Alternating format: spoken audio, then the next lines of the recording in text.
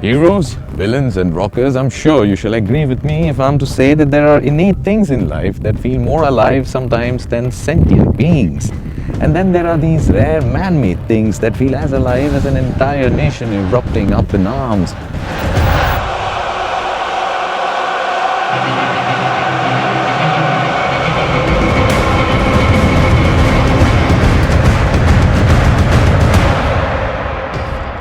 But don't misunderstand my phrase of an entire nation erupting up in arms, because this car is also alive in a very thoughtful and contemplative way as what one would be when wanting to leave the house to reach work on time, as against leaving the house if it were on fire.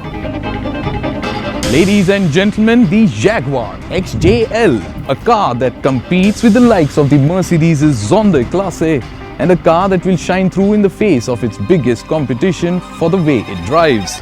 And to go along with the car, we introduce to you someone from the jungle of the automotive industry, PowerDrift's newest team member, and the Jaguar XJL's best friend, straight face, sideways, Selvin. Now he is the only man who grew up being parented not by human beings, but by cars.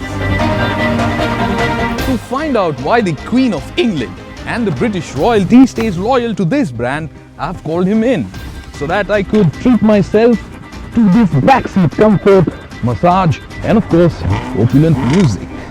The rear seat comfort in this expensive limousine is as good as what royal comfort can possibly get. Beautifully contoured leather seats, I'm surrounded by massive number of speakers, thousands of luxury options, automatic climate control, and then here a center armrest with thousands of buttons to choose my massage therapy, elegantly integrated cup holder, storage space in the center armrest, and thousands of ways I can adjust my rear seat too. What I have in front of me is an entertainment display system on which I can possibly also watch national news. And the national news is that this Jaguar XJL is a rear-wheel drive limousine that you can possibly talk to if you understand its language, like he does.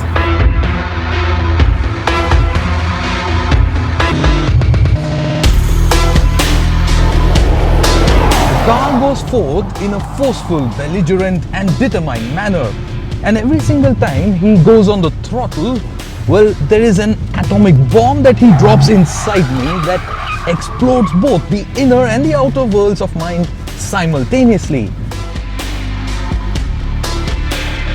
Now the braking on this car is fantastic, and there's always this don't cut the red wire sort of tension and involvement on his face when he's throwing it into corners.